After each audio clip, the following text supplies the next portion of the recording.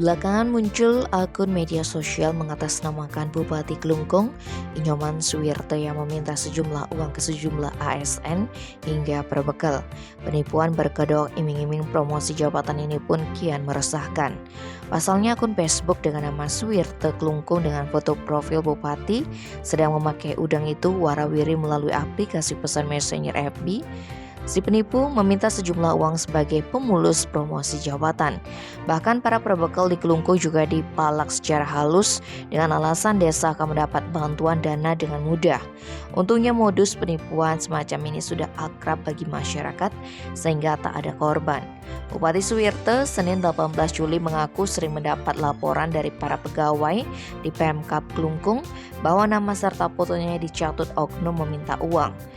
Penipu itu meminta calon korbannya mentransfer uang ke nomor rekening yang disertakan.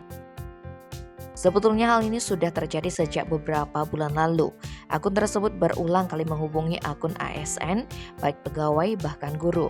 Tapi masyarakat sudah paham, namun Suwirte tetap mengingatkan masyarakat bahwa modus penipuan semacam ini sudah marak sehingga meminta warga tetap hati-hati atau tak mudah percaya.